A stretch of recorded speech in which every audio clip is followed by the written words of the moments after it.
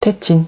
안녕하세요, 태친입니다. 1부, 2부에서 다성 Not E 리더 078과 103 제품을 소개해드렸습니다. 두 제품 모두 Not E 리더, 이름 그대로 리더기가 아닌 태블릿 PC 컨셉으로 만들어진 제품입니다. 오닉스에서도 그동안 이 리더 노하우를 집약한 ePaper 태블릿 PC를 출시했습니다. 가격은 태블릿 본체만 80만원에 판매하는 제품으로 이 리더기에 관심이 없으신 분들은 가격을 보면 헉 소리가 날 것 같네요. 저는 접이식 커버와 키보드 커버까지 구입해서 금액 지출이 상당했습니다. 제품이 도착해서 개봉을 진행해 보겠습니다. 먼저 4만원에 구입한 3단 접이식 커버부터 보여드리겠습니다. 재질은 안감이 가죽 느낌이고 자석 같은 게 부착이 되어 있습니다. 외부도 동일하게 가죽으로 되어 있습니다. 이렇게 돌돌 접어서 태블릿을 거치하게 됩니다. 다음은 10만원에 구입한 키보드 커버입니다. 이게 가장 궁금했어요. 구입한 가장 큰 이유입니다.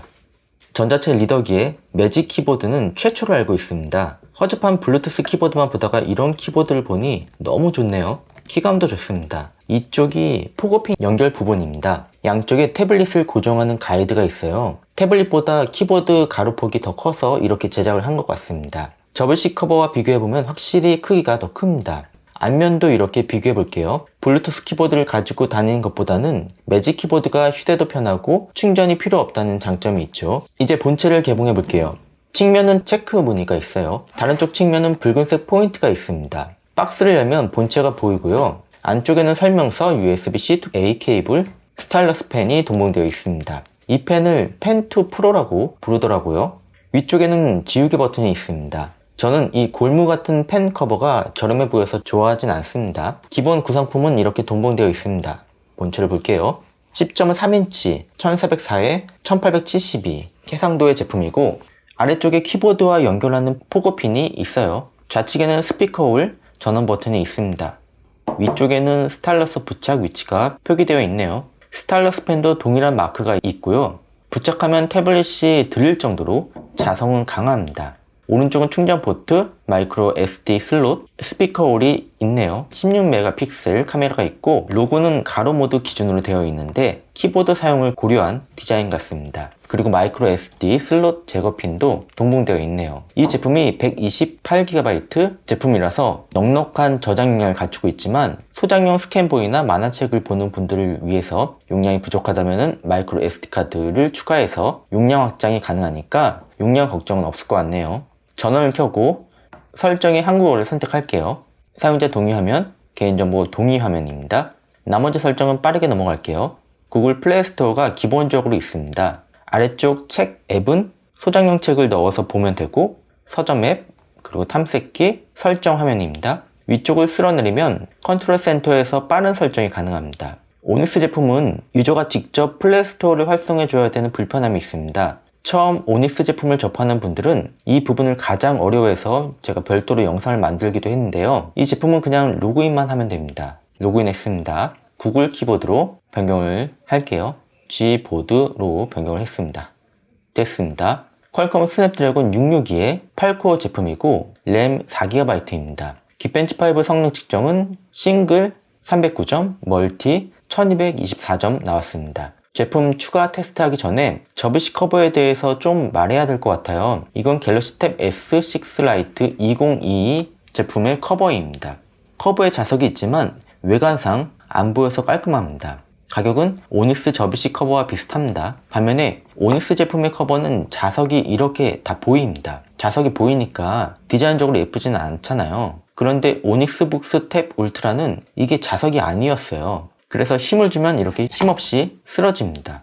차라리 갤럭시 탭 S6 라이트 2022 커버처럼 거치하게 만들어주면 자성이 없어도 상관없잖아요. 근데 자성도 없으면서 왜 3단 거치 방식을 택했는지 모르겠네요. 태블릿을 부착해서 다시 보여드릴게요. 이렇게 무게중심이 안 맞으면 안정적으로 거치가 안 됩니다. 이 자석같이 생긴 건 매직 테이프입니다. 황당하죠? 저는 이런 케이스는 처음 봤어요. 갤럭시 탭 S6 라이트 2022는 태블릿의 위쪽, 가운데, 아래쪽 모두 자석이 있어요. 그리고 커버에도 동일한 위치에 자석이 있습니다. 이번에는 오닉스 북스 탭 울트라를 보여드릴게요. 가운데만 자석이 있는데 이건 스타일러스 펜 부착하는 용도로 보이고 그 외에는 아래쪽에 키보드 연결하는 부분에만 자석이 있습니다. 커버 쪽에는 자석이 없어요. 자세히 보여드릴게요. 위에 부착된 부분을 살짝 들어보면 이렇게 끈끈이가 있어요. 모두 제거하면 이렇게 안정적으로 거치가 가능합니다. 근데 이게 끈끈이잖아요. 케이스를 덮고 나서 펼칠 때 잡아 뜯듯이 열어야 되고, 뭐 이런 털바지를 입고 있으면은 끈끈이 때문에 커버를 뒤로 돌려서 놓을 수도 없습니다. 그래서 펼치고 사용하거나 그냥 커버를 벗기고 사용하게 되는데 너무 불편합니다. 이게 80만원대 제품인데 이런 커버를 판매한다는 건 좀 황당하네요. 그리고 액정 마감 상태도 좋지 않아요. 이렇게 태블릿을 눌러보면 찌그덕거리는 소리가 들립니다.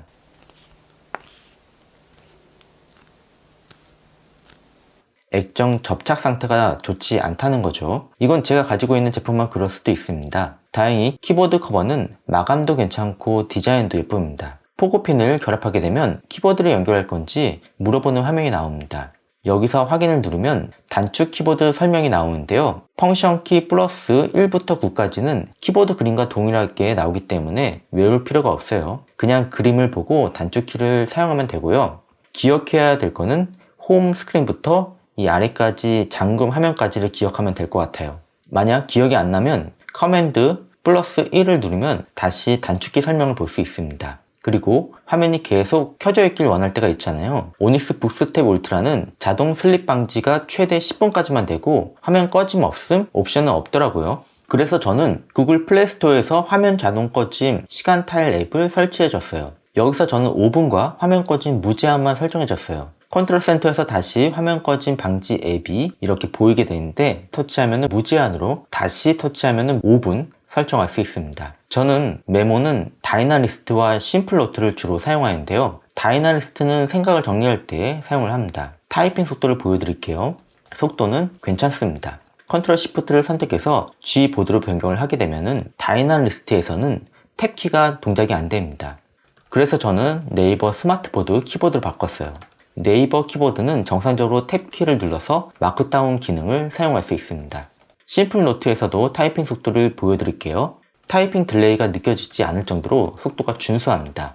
키보드와 관련해서는 단점은 없네요. 기본 뷰어의 장점은 모든 문서에 필기가 가능합니다. 먼저 txt 파일을 열어볼게요. 여기서 연결 프로그램을 북스 네오리더 기본 앱으로 선택을 해주면요, 텍스트 파일도 필기가 가능합니다. 아이패드나 갤럭시 탭에서 텍스트 파일에 필기 가능한 앱이 있나요? 북스 네오리더 앱은 이런 기능이 되는 거죠. PDF도 열어볼게요. PDF에 필기되는 앱은 많죠? 이건 그냥 넘어갈게요. EPUB도 열어볼게요. EPUB에서 필기가 되는 앱도 많지 않아요. 오닉스 제품은 열람이 가능한 어떤 문서에서도 필기가 된다는 것은 큰 장점인 것 같아요. 이 기능은 북스 네오 리더 앱에서만 됩니다. 다른 서점 앱은 당연히 사용을 못합니다. 리디북스 앱을 길게 누르면 나오는 팝업 메뉴에서 최적화를 선택해서 화면에 앱 최적화를 끄면은 리디북스 기본 앱 글자 사이즈로 보이게 됩니다. 다시 최적화를 켜면은 읽기 편하게 자동으로 글자를 최적의 크기로 맞춰줍니다. 그리고 새로 고친 모드를 최대로 빠르게 설정하면 글자 가독성이 떨어지게 되니까 책을 읽을 때는 HD 모드로 사용해주세요. 마이크로 SD카드를 삽입하면 화면에 샌디스크 SD카드 64GB 제품 용량이 그대로 표시가 됩니다. 300MB 용량의 700페이지 스캔본 책을 열었어요. 로딩도 빠르고 페이지 넘김도 빠릅니다. 스크롤 탐색 속도도 괜찮습니다. 오닉스 펜슬 기능에 대해서 설명드리겠습니다. 기본 노트는 필기가 다 잘 돼요. 전혀 문제가 없다고 보시면 될 것 같습니다. 궁금한 거는 서드 파티 앱인데요. 원노트 앱에서는 필기가 잘 될 거예요. 원노트 앱은 오닉스 회사에서 필기가 원활하도록 지원을 해줘서 문제없이 됩니다. 그 외 앱들은 필기가 안 됐었는데 지금은 어떻게 바뀌었는지 확인을 해볼게요. 다음은 스키드 앱을 열어볼게요. 와, 여기에서도 필기가 잘 됩니다. 딜레이가 거의 느껴지지 않습니다. 다음에는 플렉스 앱입니다. 아까보다 딜레이는 조금 있지만 이 정도면 준수합니다. 그 다음에는 노트 쉘프 앱입니다. 와, 이거 속도 보이시나요? 스타일러스 펜 기능이 있는 오닉스 제품 있으신 분들은 다른 제품도 다 잘 되는지 한번 확인해 주실래요? 이 제품만 그런 건지 아니면은 오닉스 회사가 모든 필기 앱들을 빠르게 필기가 가능하도록 지원을 해준 건지 확인이 필요할 것 같네요. 확실한 건 오닉스 북스탭 울트라에서는 원노트 앱 외에도 이제 서드파티 앱들 모두 필기가 잘 됩니다. 최대로 빠르게 설정은 동영상을 볼 때 사용하는 기능인데요. 이잉크 제품 중에서는 동영상 볼 때 가장 좋은 제품이 다성 낫 이 리더 104 제품이라고 말씀을 드렸죠. 비교해 보겠습니다. 두 제품 모두 검은 화면에서는 잔상이 남아서 원활하게 영상 감상이 안 됩니다. 이 잉크의 한계라고 보시면 될 것 같아요. 그래서 잔상을 일단 넘어갈게요. 제가 낫 이리더 103 제품이 동영상 볼 때 가장 좋다고 말씀드린 이유는 플리커를 억제하기 때문입니다. 좌측에 오닉스 북스 탭 울트라는 최대로 빠르게 모드에서도 깜빡이는 현상이 보입니다. 이 잉크 특성상 영상 시청을 할 때는 이런 플리커 현상은 어쩔 수 없는데 눈에 피로감을 줄 수 있어요. 그런데 낫 이리더 103에서는 플리커 현상을 억제하는 기술이 4단계 모드에 들어가 있습니다. 선면도는 왼쪽이 더 좋지만 장갑의 이 디테일을 보면 오히려 우측이 더 좋기도 하네요. 오닉스 북스텝 울트라가 성능이 더 좋은데도 이렇게 플리커 차이가 나는 걸 보면 다성 제품의 새로 고친 기술을 따라잡을 업체는 당분간 없을 것 같네요. 크롬앱에서 두 제품 속도 테스트를 해볼게요. 스크롤할 때 부드러움은 차이가 발생합니다. 마치 예전에 안드로이드와 애플 제품의 스크롤 차이처럼 급 차이가 느껴지는데요. 오닉스는 이북 리더기 특유의 답답함이 조금 남아 있습니다. 다성 제품은 태블릿을 사용하는 느낌으로 스크롤하는데 답답함이 조금도 없습니다. 데스크 모드로 변경해도 이건 동일합니다. 대신에 두 제품 모두 120Hz 제품이 아니기 때문에 120Hz 제품의 스마트폰을 사용하시는 분들은 두 제품 모두 역체감은 느끼게 될 겁니다. 이건 다른 60Hz 태블릿도 동일하게 느끼는 거니까 넘어갈게요.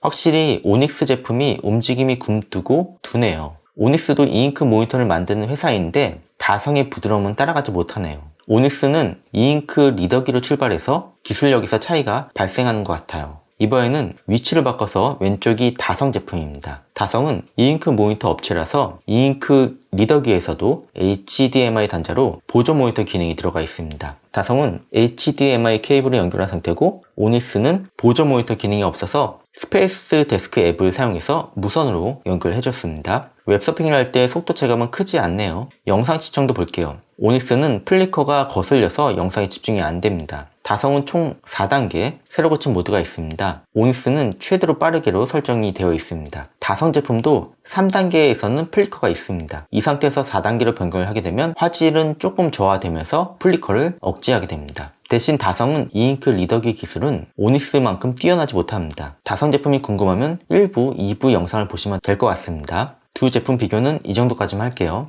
이번에는 카메라 성능을 볼게요. 스캔 도큐먼트 기본 스캐너 앱을 사용했는데 OCR 오류가 있어서 원본 문서와 다르게 스캔이 되어 있네요. 표도 없어서 제가 이건 그린 거고요. 아래 음영 박스도 없어졌습니다. 그래서 V플랫 스캐너 앱을 별도로 설치해줬습니다. 이 앱에서는 원본과 동일하게 스캔이 됩니다. 정상적으로 OCR도 적용되어 있습니다. 오닉스는 기본 카메라 앱이 없어서 무음 카메라와 오픈 카메라 앱을 설치해서 각각 촬영한 결과물입니다. 배터리는 와이파이 환경 최대 밝기에서 7시간, 조명을 끄면은 10시간 측정이 되었습니다. 이건 태블릿처럼 사용할 때 기준이고 와이파이를 끄고 책만 볼 때는 배터리에 대한 걱정은 없을 거예요. 저는 전자책 리더기를 대부분 조명을 끄고 사용하는 스타일입니다. 보통은 태양광 아래서 책을 읽는 걸 좋아하고요. 그리고 실내에서는 창문을 열고 햇살을 받으며 책을 읽는 걸 좋아합니다. 근데 날이 어두워져서 자연광을 사용할 수 없으면 어쩔 수 없이 조명을 켜야 되겠죠. 그럴 때 많은 분들이 걱정하는 게 전자책 리더기의 프론트 라이트를 켜게 되면 눈에 안 좋지 않을까 생각하는 분들이 있을 것 같아요. 프론트 라이트는 빛의 방향이 우리 눈을 향하지 않고 측면에서 태블릿을 비추는 방식이라서 백라이트보다는 눈부심이 적어요. 예를 들어서 TV의 조명은 우리 눈 쪽으로 향하는데 프로젝터 조명은 벽 쪽을 비추는 것과 비슷하다고 보면 될 것 같아요. TV보다 프로젝터가 눈부심이 덜 하겠지만 어두운 환경에서 보게 되면은 프로젝터 반사광도 그만큼 밝아지니까 눈에 부담을 주게 됩니다. 그래서 영화 감상용 프로젝터는 어두운 환경에서 보게 되니까 사무실용 프로젝터보다 일부러 안시 루멘을 낮춘 제품들도 있는 거죠. 아무튼 프론트 라이트도 밝기를 높이게 되면 반사광도 그만큼 강해지니까 눈에 안 좋긴 하겠죠. 그러면 어느 정도 조명을 올려야 되는지 궁금하잖아요. 그럴 때는 이런 조독의 앱을 형광등 직사광을 측정하면은 340 룩스 정도 나오는 것 같아요. 이 형광등 직사광이 액정에 반사된 양을 측정하면 됩니다. 눈의 위치 정도의 핸드폰을 두고 측면에서 수치를 보는 거죠. 반사광은 조명이 꺼진 상태에서 34 룩스 정도 나오는 것 같아요.